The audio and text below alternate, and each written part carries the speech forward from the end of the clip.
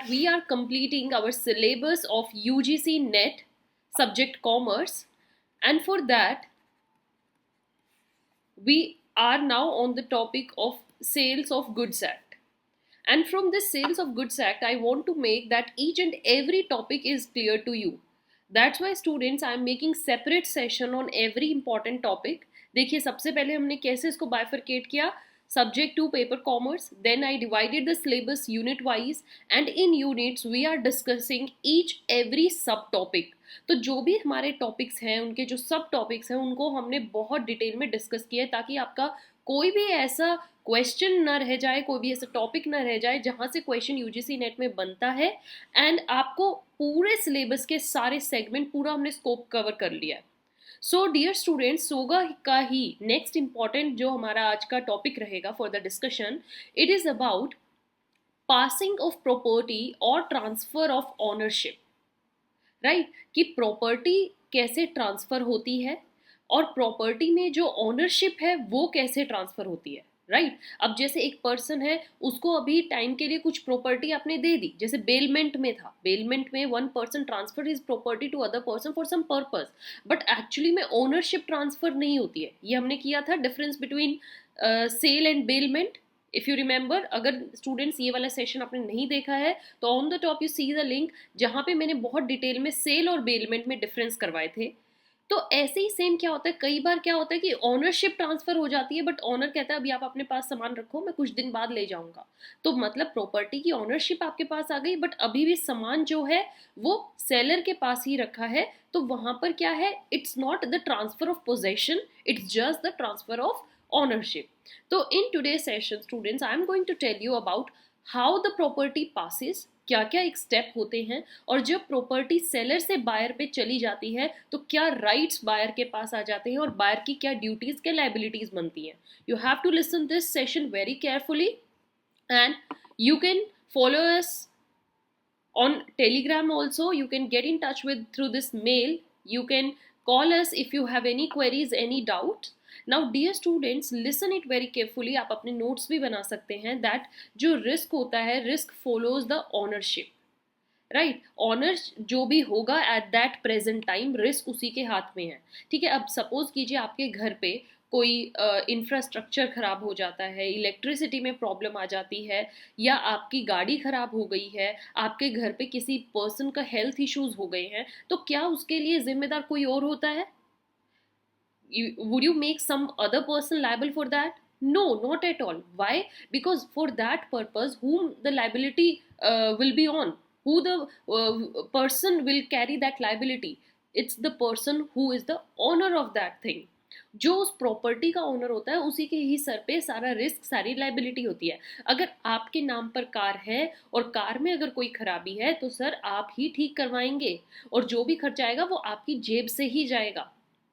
So this is the thing, risk जो होता है वो ओनरशिप के साथ होता है। उस टाइम पे आपको देखना है कि क्या वो सामान बायर ने खरीद लिया है, क्या सेलर ने अपने पास से वो ट्रांसफर कर दिया बायर को कि लीजिए जी आपका सामान, अब कल इसमें कुछ भी खराबी होती है आपके सर पे सारी खर्चे हैं। And whether that delivery has been made और नॉट, ये भी देखा जाएगा कि डिलीवरी कर दी गई है या नहीं। So if the goods are lost और damaged by accident, right students, accident से कोई सामान खराब हो जाता है, गुम हो जाता है, then the loss will fall on the owner of the goods. जो उस टाइम पे actual at that moment owner होगा, उसको उसकी जिम्मेदारी लेनी होगी at the time they are lost और डैमेज्ड। राइट, टाइम फैक्टर बहुत इंपॉर्टेंट है, क्योंकि टाइम पर आपको देखना है, शायद 2 घंटे पहले उसी सामान का, उसी प्रॉपर्टी का कोई और ओनर होगा, and after 2 hours might be the owner is different person. Now when there is a danger of the goods में कोई भी डेंजर है, being damaged by the action of third parties, it is generally the owner who can take action. That's why dear students, ये topic इतना important है कि क्या क्या ओनर का काम है, ओनर कब कब लायबल होगा, और ओनरशिप आपके हाथ में आ गई तो इसका मतलब आपके ऊपर क्या क्या जिम्मेदारियां आ गई है। In case of insolvency, right, if of either the seller or buyer, जो भी इंसॉल्वेंट हो जाता है, it is necessary to know whether the goods can be taken over by the official assignee or official receiver. Goods किसने लिए थे, it will depend upon whether property in the goods was with the party adjudged insolvent. Means हमें ये देखना होगा कि property at that time किसके पास है, क्या बायर के पास है या सेलर के पास है? तो इसके लिए we have now various important topics, you have to listen it carefully. सबसे पहला पॉइंट होता है passing of property in specific और असर्टेन्ड गुड्स. असर्टेन्ड और स्पेसिफिक गुड्स क्या होते हैं? ऐसे गुड्स जिनको आप स्पेसिफिकली बता सकते हो that this particular car is mine. मैंने इस एजेंसी से ये मॉडल नंबर की, इस ब्रांड की, इस कंपनी की ये कार खरीदी है ना. कौन सा मॉडल आपने खरीदा है, तो आप स्पेसिफिकली उस चीज को पॉइंट आउट करके बता सकते हो. असर्टेन गुड्स मीन्स ऐसे गुड्स जो कि असर्टेन हो चुके हैं, सर्टेन है दैट ये मेरे जो सामान है, सेलर को पता है ये इस बायर को देना है और उसको यही सामान चाहिए. तो उस केस में क्या होता है, प्रॉपर्टी कैसे पास होती है? So where there is an unconditional contract, dear students listen it carefully, कोई कंडीशन के बिना, कुछ ऐसी कंडीशन नहीं है और बायर और सेलर के बीच में कॉन्ट्रैक्ट हुआ है, contract of sale of specific goods, कि वो गुड्स जो है सेलर जो है बायर को देगा. तो जो उसमें प्रॉपर्टी होती है, property in the goods passes to the buyer when the contract is made. जैसे ही आप दोनों ने कॉन्ट्रैक्ट कर लिया, दोनों ने साइन कर लिया, समझो कि आपके नाम पे प्रॉपर्टी आ चुकी है. Okay, next, where there is a contract for the sale of specific goods not in a deliverable state, means deliverable state कि उनको deliver नहीं कर सकते हो आप, that is seller has to do something to the goods to put them in deliverable state. उनको देने के लिए सेलर को कुछ एफर्ट्स करने होंगे ताकि वो डिलीवरेबल स्टेट में आ जाए. सो द प्रॉपर्टी जब तक पास नहीं होगी, बायर के पास जब तक नहीं आएगी, जब तक कि thing is done by seller, वो एक्चुअली में जो काम था, जो एफर्ट था, सेलर ने कर दिया एंड बायर को इसका नोटिस मिल गया, हाँ सेलर ने अपनी तरफ से ये स्टेप ले दिया है. कुछ सामान होते हैं जिनकी जो कि डिलीवरेबल फॉर्म में होते हैं कि हाँ, जैसे आप सपोज शॉप पे गए, आपको ये सामान लेना था, सेलर ने आपको पैकेट में डाल के पकड़ा दिया. कुछ सामान ऐसे होते हैं जिसके लिए सेलर को पहले कुछ फॉर्मेलिटीज या उनको डिलीवरेबल स्टेट में लाने के लिए कुछ एफर्ट्स करने पड़ते हैं. तो वो एफर्ट्स कर नहीं किए होंगे जब तक ऐसा नहीं माना जाएगा कि प्रॉपर्टी पास हो गई है. Next step, when there is a sale of specific goods जो कि डिलीवरेबल स्टेट में है but seller is bound two way, seller को अभी उनका वेट करना है, उनको मेजर करना है, टेस्ट करना है देने से पहले. जैसे सपोज करो कार आप खरीद रहे हो, लेकिन सेलर पहले वो कार आने से पहले उसकी टेस्ट ड्राइव लेगा, सारे इंस्ट्रूमेंट्स प्रॉपर चेक करेगा. Means he has to do something with reference to that good for the purpose ascertaining the price, कि इसका प्राइस क्या रहेगा. जैसे आपने सपोज कीजिए यू वांट कि हमें 10 kg ऑफ राइस चाहिए, तो ऐसा तो नहीं है सेलर एकदम से आपको 10 kg, पहले वो लाएगा, उनको वे करेगा, मेजर करेगा कि हाँ 10 kg हो गए, and the property to the goods for the purpose of ascertaining the price doesn't pass. जब तक प्रॉपर्टी पास नहीं होती है, जब तक कि सेलर ने उनको प्रॉपर वे ना कर लिया हो. if the goods are delivered to the buyer on approval or on sale of return basis. ठीक है ना, ऐसा भी सामान होते हैं जिनको सेलर किस बेसिस पे बेचता है बायर को, या अप्रूवल पे. मीन्स देखो ऑन अप्रूवल क्या होता है, सपोज सेलर कहता है कि बायर कहता है सेलर को कि मुझे आपके दुकान से ये सामान चाहिए, पर मैं थोड़ा उनको चेक करने के बाद ही हाँ करूँगा. सेलर कहता है कोई बात नहीं, मैं आपको अपने कुछ सैंपल या अपना कुछ सामान भेज देता हूँ, आपको पसंद आए तो रख लेना. तो बायर कहता है okay.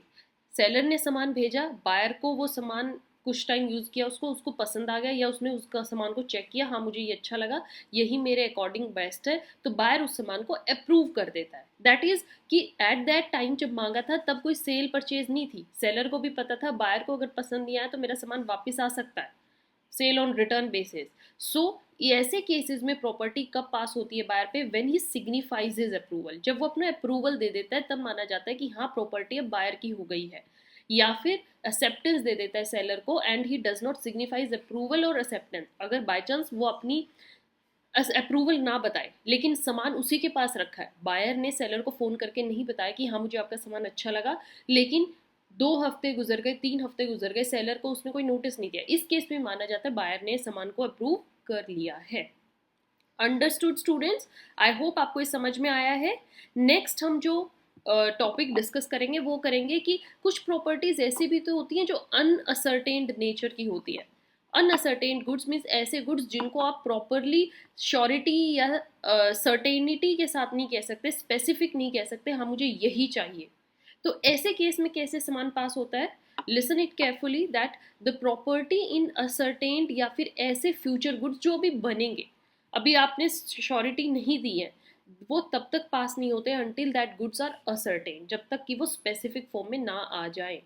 And property in those goods sold by description passes to buyer when the goods of that description जो है वो अप्रोप्रिएट हो गया हो. जैसे सपोज कीजिए आपने किसी मैन्युफैक्चरर को बोला कि मुझे अपने घर के लिए एक बहुत ही अच्छा फर्नीचर रेडी करवाना है. फ्यूचर गुड्स है क्योंकि अभी वो मैन्युफैक्चर होगा, प्रोसेस में आएगा, पूरा बनेगा, लेकिन साथ में आपने डिस्क्राइब कर दिया कि आपको कैसा फर्नीचर चाहिए, आपको बिल्कुल एथनिक स्टाइल में फर्नीचर चाहिए. तो उसके डिस्क्रिप्शन के अकॉर्डिंग जब तक सेलर रेडी नहीं करेगा तब तक प्रॉपर्टी आपकी नहीं मानी जाती. If there is a sale of quantity of goods out of large quantity, है ना, बहुत ज़्यादा क्वांटिटी है किसी के पास, जैसे आप सीमेंट खरीदने गए, आपको 50 सैक्स ऑफ सीमेंट चाहिए, तो आपने बोला, और जहाँ पे आप लेने गए वो एक बहुत ही बिग मैन्युफैक्चरिंग कंपनी है जहाँ पे सीमेंट बहुत ज़्यादा है.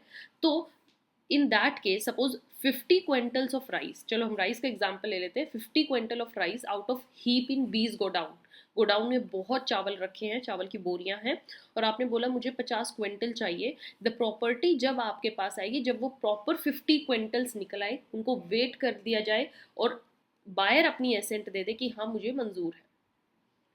Then last is delivery by seller of the goods to a carrier or other buyer is sufficient to pass the property in the goods. Seller एक बार जैसे 50 क्विंटल्स को कैरियर को दे दे कि ले जाए इसको बायर के इस प्लेस पे इनको छोड़ना है, तो समझो कि उसने अपनी तरफ से डिलीवरी कर दी है. So this is the whole topic for today, students, and this is going to be very very important. You can make your notes, don't skip any session. दो students जिसने last session नहीं देखा है आप जाइए और उसको भी check कीजिए, क्योंकि बहुत important हमने section जो session है वो last discuss किया था. And now thank you for your attention. You can get in touch